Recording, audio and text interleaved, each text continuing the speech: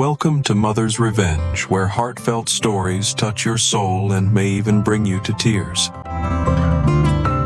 While I was on a business trip, my parents sold my dream sports car to pay for my sister's luxury vacation in Paris, France. The moment I walked through the door, my mom smirked and said, "Thanks to your car, our daughter is finally enjoying herself." I just laughed, quiet, sharp, the kind you let out when something inside you snaps. She slammed her hand on the counter and demanded, "Why are you laughing?" And that is when I told her the truth. The truth that made her face drain of every last drop of color. Because the car they sold was not mine to sell. And in that moment, everything about my family, every lie, every betrayal, every wound I had swallowed for years, finally came to the surface like a punch to the chest. My name is Caleb Morgan, and this is the day my own family crossed a line I could never come back from. But before I share my story with you, I want to know you are here with me. Just say "listening" in the comments, or tell me where you are watching from. I love hearing how far my story reach. Sometimes even the smallest connection can make a story feel heard. Thank you. And now, here is my story. If this kind of real, raw storytelling speaks to you, do not forget to subscribe. It means more than you know, and it helps voices like mine not disappear in the noise. My name is Caleb Morgan. I am 31 years old now, but every time I think back to where it all began, I see the same image. A small wooden house tucked under the shadow of the Sierra Nevada in Pine Valley, filled with the echo of my sister Lila's laughter and the quiet space where my voice rarely mattered. I grew up knowing my family did not function like other families. It ran on its own strange orbit, one where everything revolved around Lila's wants, moods, and whims, while I drifted somewhere in the background like a planet too far from the sun to be noticed. Even when we were kids, the imbalance was clear. Lila's birthdays were celebrated at Lakewood Park with balloons, catered food, and photo shoots by the lake. Mine were a quick dinner at home before Susan rushed off to help Lila pick outfits for her dance class. Whenever our parents asked what we wanted, they always asked Lila first. By the time they remembered I was in the room, the decisions were already made. I remember saving for months to buy a small starter set of automotive tools, because becoming an engineer was the only dream I truly had. The day I finally brought it up, Susan barely looked at me before saying, "Let us use that money for Lila's prom dress. She needs it more than you need tools." That sentence stayed with me longer than anything else. So I learned early to keep my head down. I became the quiet kid who did everything on his own, who budgeted every dollar, who took responsibility for himself because no one else would. While Lila thrived on attention, flashing her smile, performing for strangers, dancing in living rooms, and demanding an audience, our parents insisted she had natural gifts, showering her with praise as if she were destined for greatness. I stayed silent most of the time, but even silence can hurt when it is the only thing people leave for you. The contrast between us grew sharper with every passing year. Lila was the sun. I was the shadow. Still, part of me hoped that if I worked hard enough, if I accomplished enough, my parents might eventually see me. But the first time I earned top marks, Susan simply said, "Of course you did. You have never had real struggles. Lila has it harder." I stood there holding the certificate, realizing that no matter what I achieved, they would never treat us equally. That was the moment the earliest seed of conflict rooted itself inside me. And by the time I reached the end of high school, I already knew one truth. Whatever life I wanted, whatever respect or recognition I longed for, I would have to build it myself. Far away from anything that resembled home high school only deepened the divide. While Lila floated through classes on charm alone, I poured myself into science and engineering clubs, and any program that pushed my mind into places my home life never could. After school, I worked part-time at the town's auto garage, changing oil rotating tires and saving every spare dollar like it was oxygen. It was not glamorous, but it fueled the only dream that ever belonged solely to me. The real turning point came when I received a full scholarship offer from the University of Nevada, Reno. It was the kind of news any parent would celebrate. I remember rushing home, the acceptance letter crumpled from how tightly I held it, my heartbeat racing with pride. I stepped into the living room, ready to finally be seen.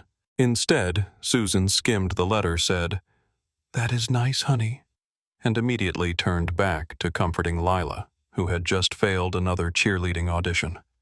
Robert nodded at me with the same detached look he used whenever the conversation was not about Lila.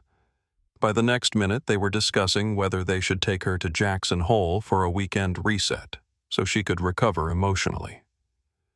My scholarship, the reward I had fought years to earn, vanished from the room as if it had never existed.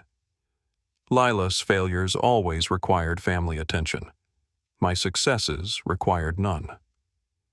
I kept telling myself it did not matter that I did not need applause, but inside something quiet and familiar ached. Lila kept spiraling academically, yet our parents insisted she had artistic potential, talking about her as if she were one lucky break away from stardom. Meanwhile, every sentence about me ended with, "But he will be fine." I wanted to help Lila to be a real brother, but the way they propped her up while dismissing everything I accomplished made me step back from her. Not because I did not care, but because I was tired of being invisible. And then came the moment that changed everything I thought I understood about my family. One afternoon, as I walked past the kitchen, I heard Susan talking to our neighbor. Her voice was soft but certain as she said, "Caleb is strong. He does not need affection. He has always been fine on his own. Lila needs all our love." I froze behind the doorway, feeling something inside me split. It was not accidental neglect. It was not misunderstanding. It was deliberate chosen. I do not think I moved for a full minute. I just stood there, absorbing the realization that the emotional distance I had grown up with was not a fluke of circumstance. It was the structure of our family. The next week, when it was time for me to move into the dorms, my parents did not come. They were taking Lila to a photo shoot she insisted would help her build a portfolio. So I packed my old car, drove to Reno, Nevada, alone, carried my boxes up 5 flights of stairs, and pinned my first college poster to the wall in silence. Standing in that small dorm room, I felt 2 things at once: freedom and a hollow loneliness I could not shake. But I told myself I would push forward anyway, unaware that the imbalance I had grown up with was only the beginning of a much bigger collision waiting for me in the years ahead. Graduating with honors should have felt like a new beginning, and in many ways it did. I landed a solid position at a tech company in Portland, Oregon, a place buzzing with ambition deadlines and people who seemed to run on caffeine and competition. For the first time, I was somewhere no one knew me as the older brother of Lila Morgan. I was just Caleb, the guy who solved system failures at 3 o'clock in the morning and got praised for it the next day. I worked harder than I ever had, partly because I loved what I did, and partly because I still carried that familiar ache wanting to prove myself to people who would never see me. 2 years later, I bought a small condo in Eugene, Oregon. It was not fancy, but it was mine, the first thing in my life I had earned without being overshadowed or pushed aside.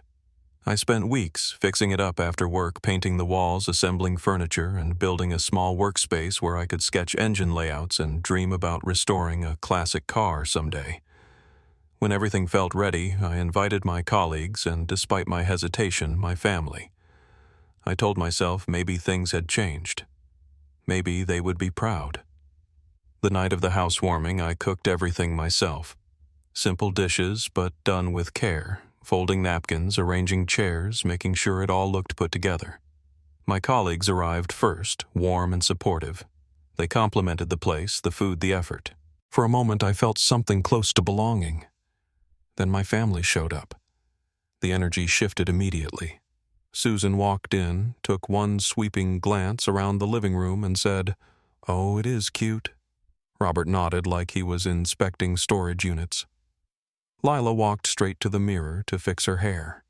Every time someone complimented me, my job, my home, my hard work, Susan would cut in with something about Lila's latest portfolio shoot or her increasing follower count online.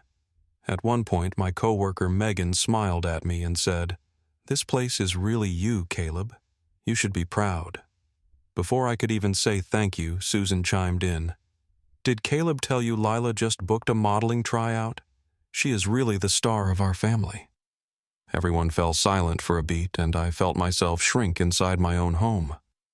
It was as if my achievements were acceptable only as a backdrop to Lila's imagined future. After the guests left, Eric, one of the only co-workers who had stayed behind to help me clean up, leaned against the counter and said quietly, "Caleb, I do not want to overstep, but they do not respect you. Families do not treat someone they love like that." His words landed harder than I expected. They made something shift inside me. I had always convinced myself I misunderstood things growing up, that maybe I was too sensitive or too quiet. Hearing someone outside the family see the same thing forced me to admit that maybe I had been wrong about them all along. That night, after everyone left and the condo finally fell silent, I sat in my small garage staring at a rough sketch I had made years ago of a Corvette Z06. It was the first time in a long while that something felt entirely mine.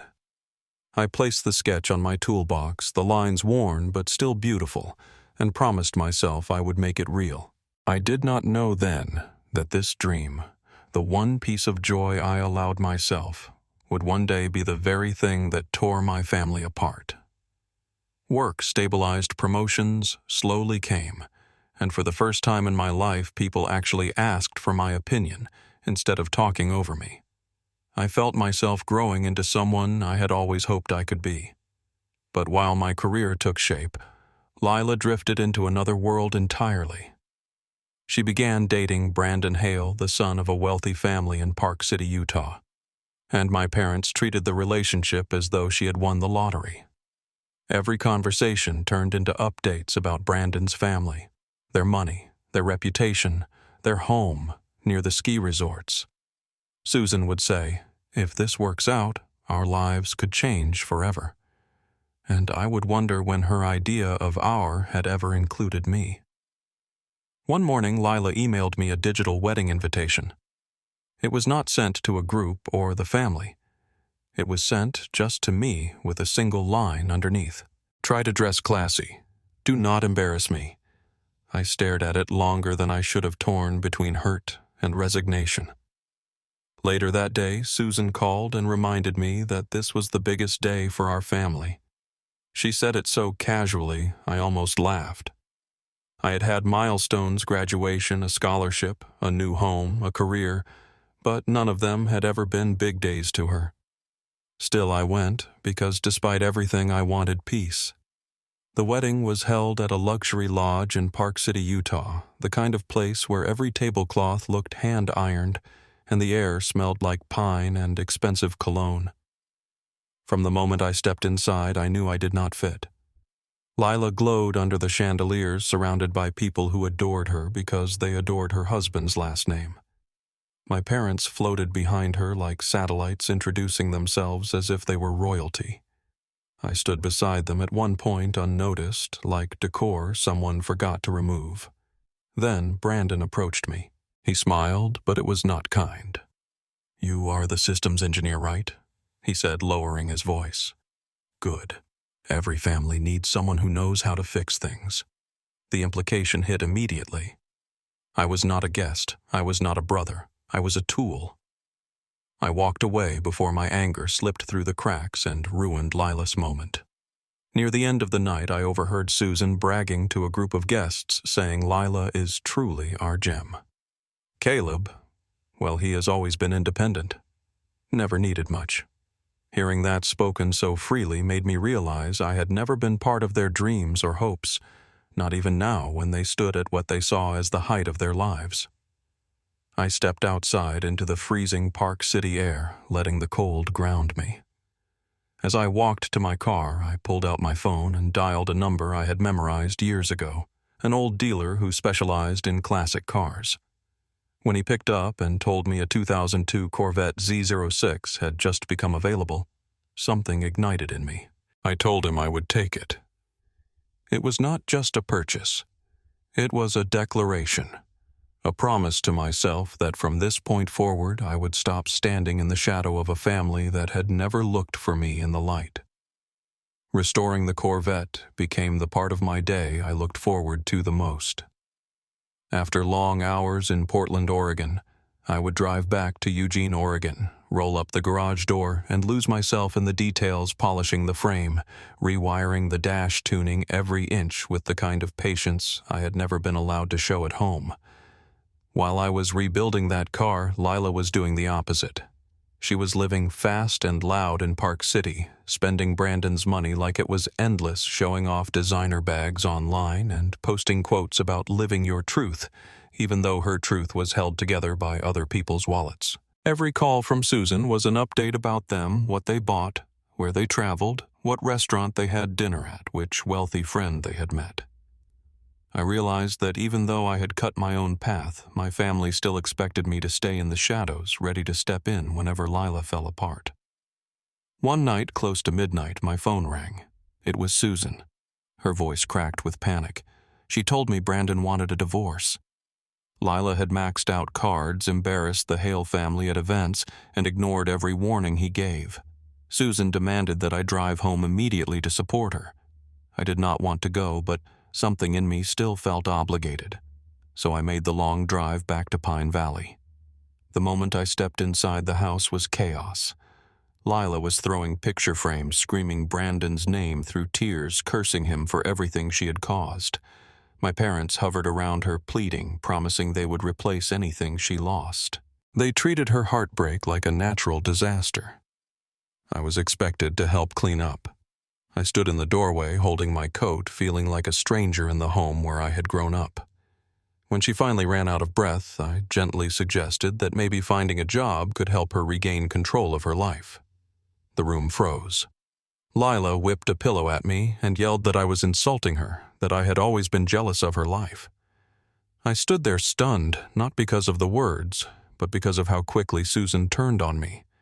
She jabbed a finger toward my face and said I had no empathy, that I did not understand real pain because I had never struggled the way Lila did.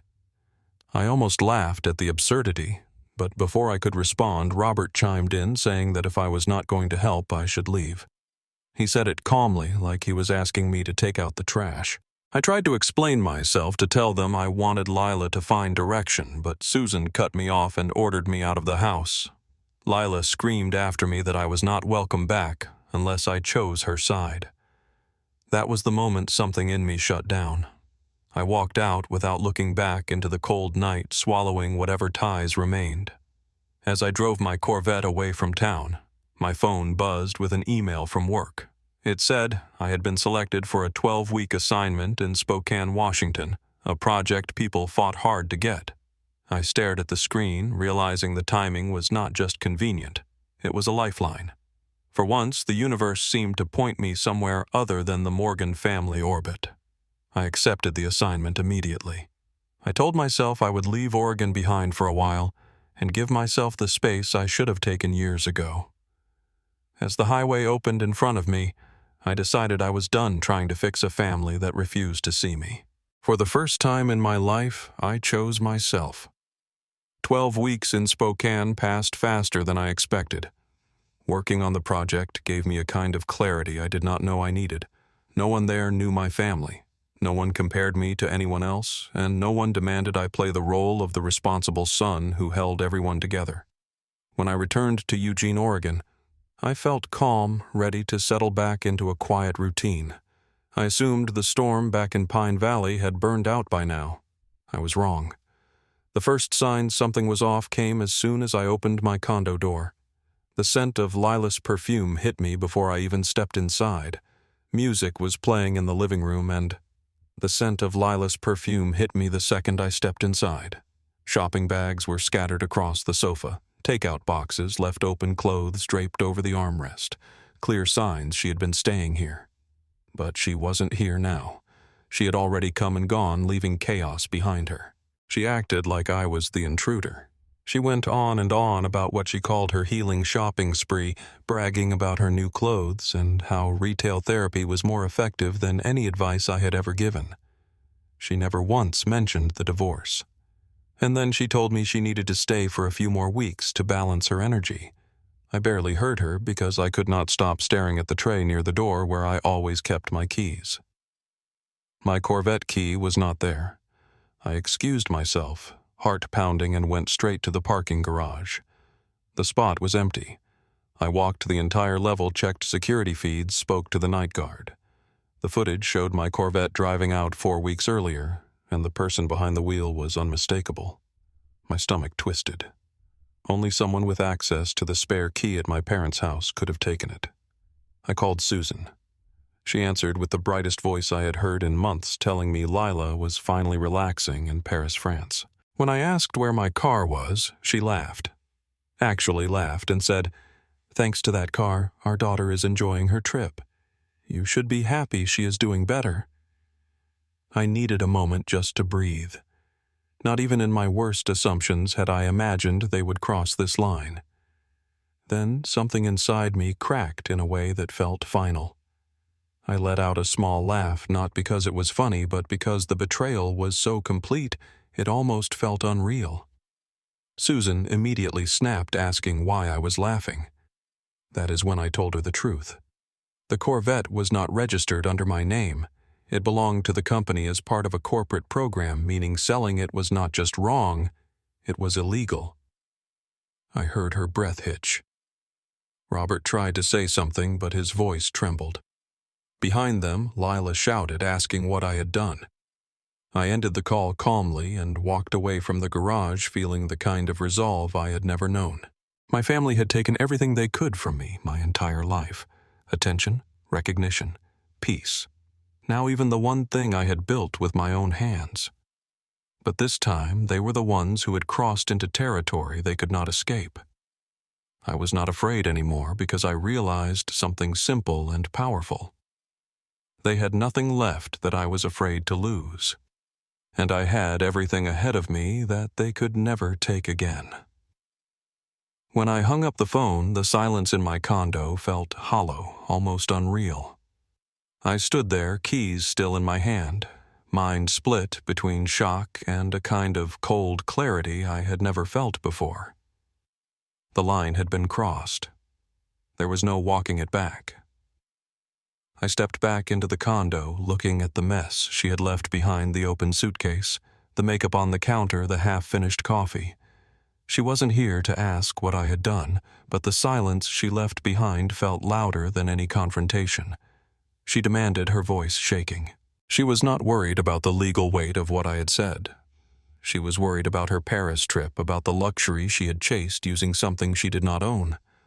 I ignored her question and went straight to my office, pulling out documents, purchase papers, emails, the corporate ownership agreement, every piece of proof the company would need.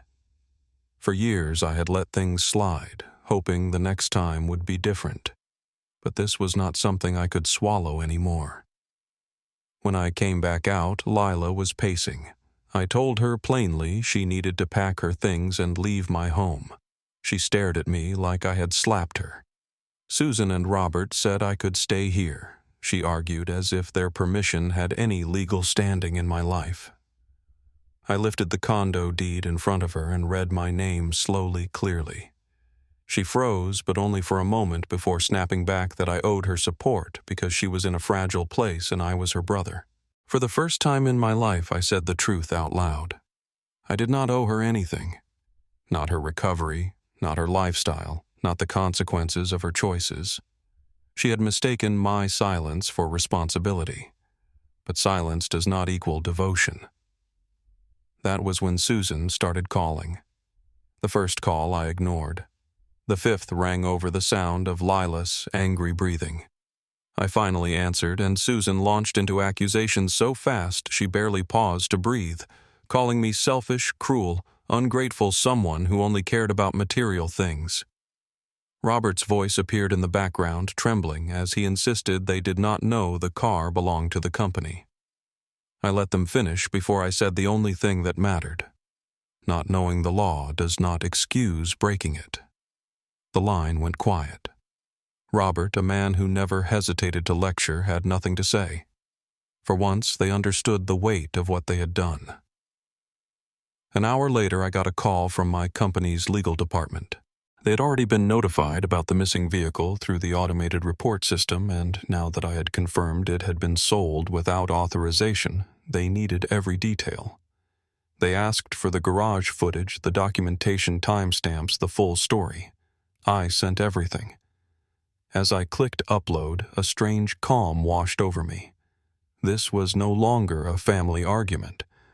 This was a corporate asset taken and sold illegally, and the people responsible were the two people who raised me. Later that evening, I met with a company attorney who laid out the options. Because the sale violated state and corporate property laws, the company had the right to pursue direct legal action, but only if I authorized them to do so. My hand tightened around the pen. Some part of me, a small, aching part, still wanted to pull away to keep pretending that if I tried hard enough, this family could function. But another part, the part that had been ignored, dismissed, used, knew exactly what had to be done. I signed the authorization. It felt like closing a door I had left cracked open my entire life. When the attorney left, I stepped out onto my balcony. Eugene's lights glowed beneath me, buildings humming with life, completely indifferent to what was happening inside my chest. For the first time, I allowed myself to see the truth. Family is not sacred when it demands your silence as payment. Home is not a place that hurts you. I realized I had no reason to keep clinging to something that had never been mine. I stood there breathing in the cool night air, knowing that the next step would change everything, but also knowing I was not afraid anymore. Whatever came next, I was finally ready for it. The courtroom in Portland, Oregon felt colder than any place I had ever been. Not because of the air conditioning, but because of the distance in my parents' eyes when I walked in. They sat on the opposite side, stiff-pale, refusing to meet my gaze. Lila sat behind them, wearing oversized sunglasses, as if hiding from the glare of consequences she had helped create. I sat with the company lawyer, my hands steady on the table, my breathing even. I was not here as their son. I was here as the representative of the party they had harmed. When the judge entered and the proceedings began, my lawyer presented the first piece of evidence, garage footage, clearly showing Lila taking the Corvette out 4 weeks earlier. Not me, not an employee. Lila. Then came the paperwork, the transfer documents containing a forged version of my signature. The room went silent as the handwriting expert finished explaining the discrepancies. My parents tried to argue that the car was a family asset, something earned together. My lawyer did not raise his voice. He simply asked, "If that is true, does that mean they were also free to sell Mr. Morgan's personal condo without his consent?" The question hung in the courtroom like a stone dropped into water. No one had an answer. The judge delivered the ruling without hesitation. My parents were ordered to repay the full value of the car, plus damages and legal fees. The amount was far more than they could afford, and I knew the house in Pine Valley, the place where every memory of my childhood lived, would have to be sold. Susan broke down sobbing. Robert lowered his head like he was carrying a weight he could not hold anymore. Lila gripped his sleeve, whispering that I had destroyed the family. I heard her, but I did not respond. I did not owe anyone in that row an explanation anymore. After the ruling, I walked out of the courthouse without looking back. I blocked their numbers that same afternoon, not out of spite, but out of survival. A week later, I packed my things and moved to Spokane, Washington, permanently choosing the place where for the first time in my life I had felt the possibility of peace. Work moved quickly, and soon I was promoted into a technical management role. I bought myself a new car, nothing extravagant, but honest earned, and mine. When I drove it through the city's narrow streets, I felt a freedom that did not need validation or approval. I began rebuilding my life piece by piece. New friendships, new routines, new boundaries. It was strange at first living without the weight of expectation or obligation, but slowly the silence that once felt empty became something comforting, something steady. I started to understand that love only means something when it is not used as a weapon. In the end, I did not hate my family. I simply chose to stop letting them rewrite my sense of self. Standing on my balcony one evening overlooking Spokane's skyline, I realized something simple but profound. Losing my dream car was not the tragedy I once thought it was, because in the wreckage of everything they took, I found the one thing I had never had before myself. And for the first time, I stepped into a life that actually belonged to me. When I look back at everything that happened, the stolen car, the shouting, the courtroom, the final moment when I walked out and chose myself, it no longer feels like a story about betrayal. It feels like a story about a man learning to finally open the door and walk out of a burning house he had mistaken for a home. And maybe that is the strangest part of healing. Realizing the pain you carried was not caused by some sudden disaster, but by the slow, steady erosion of your worth over years, even decades. I grew up believing love meant tolerating everything bending until I could not bend anymore, and being grateful for whatever scraps of attention I got along the way. I thought I was the problem, too quiet, too independent, too easy to overlook. But when the dust settled, I finally understood something I wish I had realized sooner. Some families do not break you all at once. They break you in small, quiet ways until you no longer recognize the person you became trying to earn a place that was never really offered to you. There were nights, even after the court ruling, even after cutting ties, when I lay awake wondering if I had gone too far, if I should have forgiven them one more time, or been softer, or handled things like a good son. I replayed memories, examined every word, every silence, every moment I had allowed myself to get smaller so they could feel bigger. But the truth is, love that demands you shrink is not love at all. Love that asks you to carry the weight of everyone else's mistakes until your knees buckle is not love. And the hardest lesson of adulthood, the one no one prepares you for, is that sometimes the people who raised you are the same people you must walk away from to save yourself. Spokane, Washington gave me something Pine Valley never could: space. Space to think, space to breathe, space to let my mind stop replaying old conversations like broken tapes. And in that space I started to understand what boundaries really mean. They are not walls built out of anger. They are doors you can lock so you do not continue letting storms destroy you from the inside. I stopped apologizing for wanting peace. I stopped justifying why I deserved respect. I stopped rationing my own happiness because someone else had decided I did not need much. Instead, I learned to ask myself questions I had never dared to ask. What do you want? What do you enjoy? Who are you when no one is taking from you? I rebuilt myself the same way. I once rebuilt that Corvette slowly, carefully, piece by piece. But unlike the car, I was not restoring an old version. I was building someone new. Someone who does not apologize for existing. Someone who does not beg for space at a table he helped build. Someone who finally understands that the family you create can be more healing than the family you were born into. And the strangest part, life got warmer, simpler, quieter. Yes, but in the best possible way. I learned how to enjoy the silence because it no longer felt like punishment. I learned how to trust people who saw me, really saw me.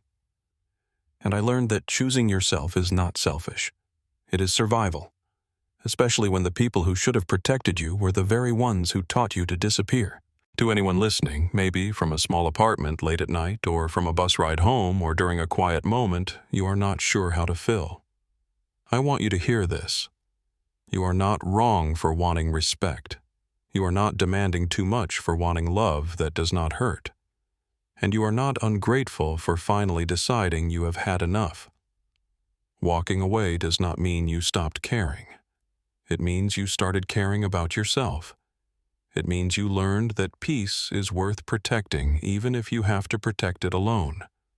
And above all, it means you are human, someone who deserves more than being the last priority in your own life.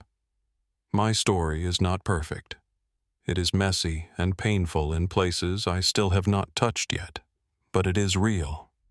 And maybe in some strange way it is a reminder that we all have a breaking point, and beyond it, a beginning.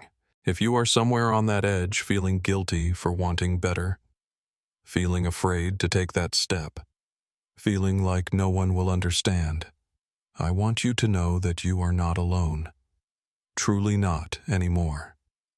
And before you go, if any part of this story touched something in you, if it made you think of your own family, your own battles, your own quiet strength, I would love for you to say something in the comments, even just to hear or listening or letting me know where you are watching from. It means more than you know. Sometimes the smallest connection can make someone feel seen in a world that often makes us feel invisible.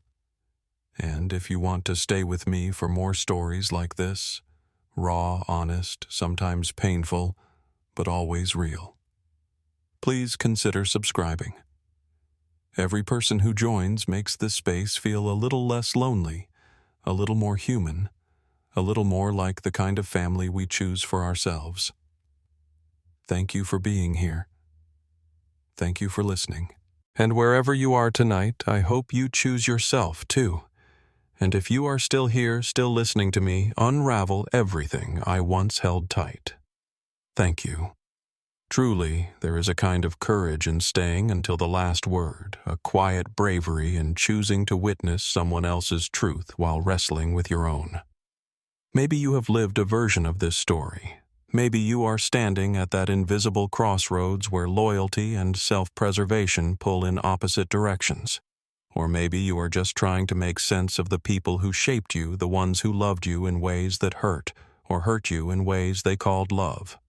Whatever brought you here, I want you to remember something I wish someone had told me years ago. You do not have to earn the right to be treated with kindness. You do not have to deserve respect.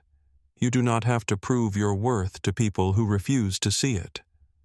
You are allowed to walk away. You are allowed to choose a quieter life, a safer life, a life where your heartbeat is not something you have to hide or justify. And someday, maybe sooner than you think, you will look back at the ruins of what you left behind and realize it was not the end of anything.